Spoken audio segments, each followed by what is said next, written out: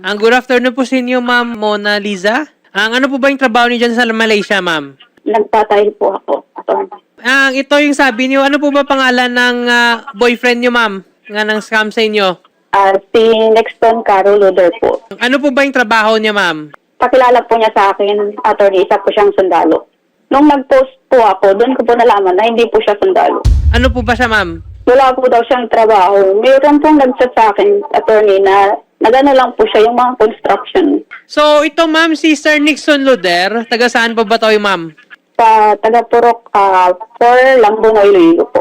Okay, Lambunoy. Kayo, Ma'am, taga saan po ba kayo? Taga-Kidapawan, North Cotabato. Nagkita kayo in person? Hindi pa po. Paano ka ba, Ma'am, niya nakilala? Saan kayo nagtagpo? May dating app ba kayo or through Facebook lang? Sa mga post ko po, doon po siya nag-comment, tapos nag-message po siya, kaya hindi ko po siya na-replyan kasi naka-spam po siya. Magkano po ba yung nabigay mong pera sa kanya? All in all po, kasama po, kasi nung 2024 is nagkautang-utang na po ako, ng 10% po ako sa kasama ko. Umabot po siya ng 146,000. Yung 146,000 po, ang hiningi ko lang po sa kanya doon is yung capital lang po ng investment, which is 80K. Tapos hindi po niya mabigay yun. Kasi minsan po, nagbibigay rin po ako ng kagaya ng mga gift po. So hindi ko na po yun pinikwenta. Yung So, investment lang po yung hinabol. So bakit kayo, Ma'am, nagtiwala sa kanya kahit hindi kayo nagkita, Ma'am? Nasa stage na po talaga ako, na gusto ko na po talaga ako settle down. Sinabi ko po talaga sa kanya yun. Una ko magtanong sa kanya, may asawa ka ba? So sabi po niya, single siya. Never been married. So pinakitaan ko po siya ng sinamar na single ako. Gusto ko talaga mag-asawa.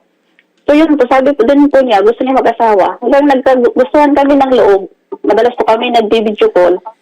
Doon, una pong ano niya sa akin, kunti lang po na pera, which is 2,000 per 1,000. Tapos doon na po siya nag-alok sa akin na may baboy daw siya na 24 kabilog. So kulang yung pang-finances niya doon. Kaya sabi niya, bibigyan kita ng share. So, nung inalok ka noon, nag-invest ka, pero wala siyang may pakitang proof. Meron po siyang pinapakita mga picture. Yun po yung pagkakamali ko. Kasi yung mga picture kinukuha is kapitbahay lang po. So, yun nga. So, meaning fraudulent, Ma'am. Kasi, ang sinasabi niya kanya, hindi pala kanya, mga kapitbahay niya. So, ginamit nilang picture. Opo. Okay. Gusto mo ba tong kasuhan, Ma'am, itong lalaki na to? Sa akin po, sir, yes po. Kasi hindi lang po ako yung nabiktima, sir. Marami na po kami Okay. nabiktima. Pag mga ganyan, pwede man talaga papasok to sa estafa, no? Article 315. Usual kasi to na mga scam, no? Style. Paano yan? So, yung element yan is fraudulent representation. No, nag-represent siya ng soldado siya, may kapasidad siya, may lupa siya, pero hindi pala sa kanya. Tapos, naniwala ka doon sa kanyang false pretense, naniwala ka. And then, nagka-damage sa'yo kasi naglabas ka ng pera, so na-injure ka, no? Yung finances mo. So, estafa. Ngayon, mas tumaas pa lalo, ma'am, yung krimen. If ever nga mahatulan siya ng korte na guilty ng estafa, pero dahil nga through online, ginamit niya Facebook or kung ano, basta any form of online app, it will fall under Cybercrime Prevention Act of 2012, yung RA 10175. Mas mataas yung parusa din, ma'am. So, at least, dito, ma'am, makasiguro kayo, tutulungan kayo, ma'am, ng wanted sa radyo para makamit yung justisya na yan. Thank you po.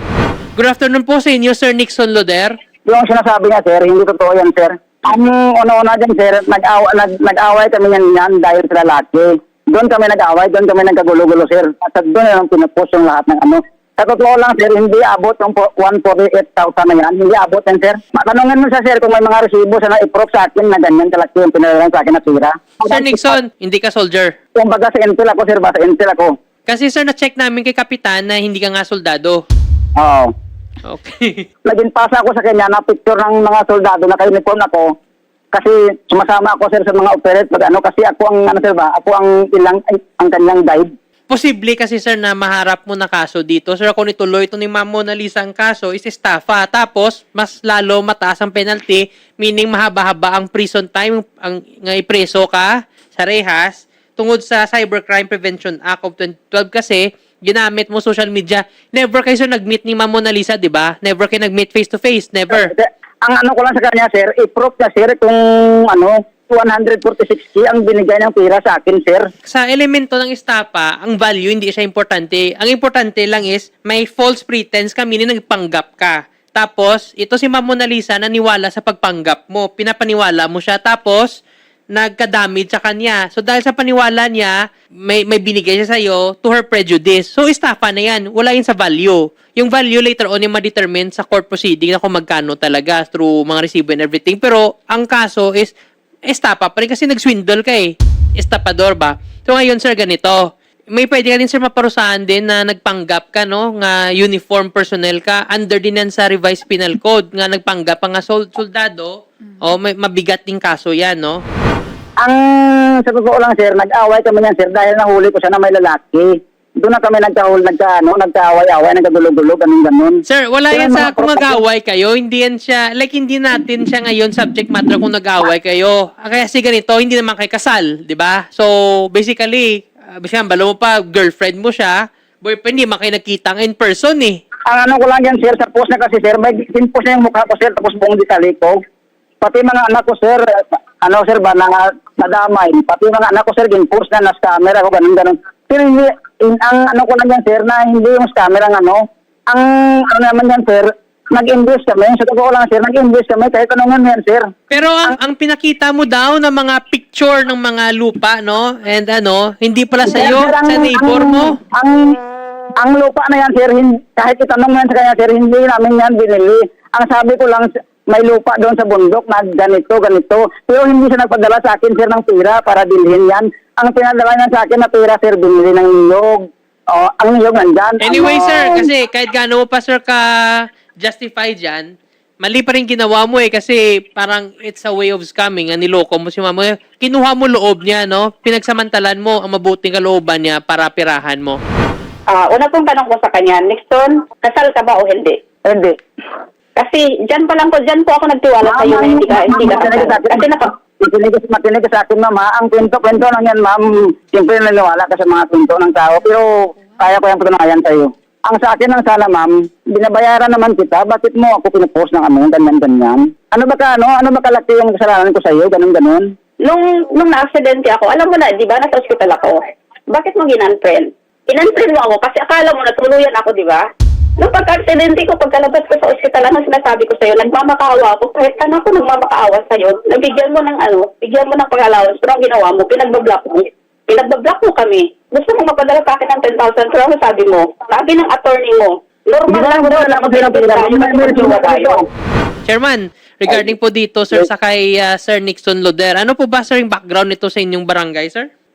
Palagi siyang lumalabas, pero sa alam ko, attorney, dating kanyan, informer ng Philippine Army, kumukuha ng info din sa kabundukan. Pero hindi naman yan sundalo. Ayaw ko mo sinungaling.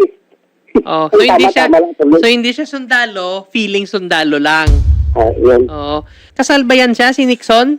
Hindi ko alam kung kasal o hindi, pero nasa abroad yung asawa niya. Pero may pamilya siya doon, sir, may mga anak. May mga anak siya. Yan yung anak si Nixon. So, ayan, sir, at least confirm mo namin, sir, yung background ni Sir Nixon kasi nga, sinasabi niya nga sundalo daw siya, tapos later on pala nalaman, construction worker pala. So, yun ang tama. Attorney, ayaw ko nang magsinungaling siya. Hindi naman sundalo.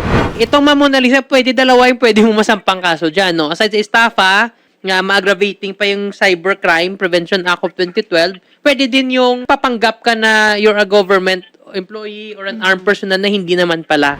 May tanong po ako kay Kapitan. Kasi nagbanggit po kasi ni Nixon Loder is yung tito daw niya, Kapitan Pulaw dyan. Kamag-anak ba kayo, sir, ni Nixon?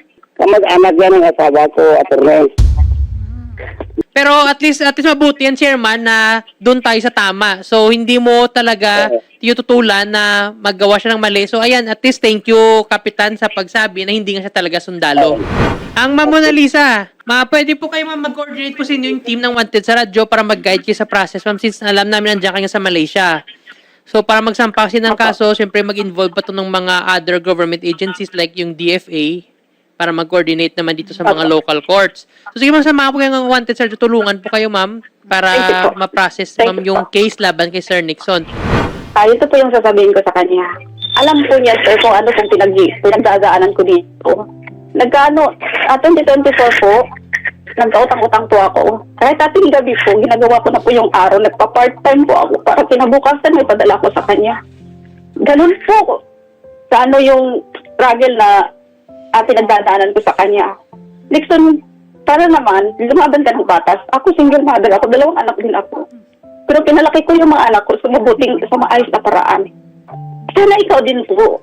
Hindi na kailangan, tama na po yung ako, si Rachel, at saka si Ate Annalyn, na niloko mo. Maawa ka naman sa amin. Single mother kami. Deserve din namin mahalin. Deserve din namin na seryosohin. Hindi po sa single mother kami. Basta-basta lang kami lukuhin. Ayan. So, dapat talaga dyan, ma'am, na mabigyan to ng leksyon si Sir Nixon kung madami plaki na biktima niya, no? Ng pag-estapan niya, no? Through love scam. Apat, po ayan. kami. Kahit O, po ma'am, yung panload niya, ini-scam pa po niya yung panload niya at saka yung mga food supplements niya. ayun, dapat mabigyan talaga to leksyon si Sir Nixon. So, ayan, pag mapatunayan po sa korte, mga may kasalanan, siya dapat makulong talaga yung mga ganito klaseng tao. Kasi mali talaga yung mangluloko ng kapwa-tao. Especially, ma'am, nga alam naman namin kayo mga OFW, yung ating mga bagong bayani, naghihirap kayo dyan para sa inyong pamilya tapos lulukohin kayo. So, mali-mali talaga itong ginagawa ni Sir Nixon.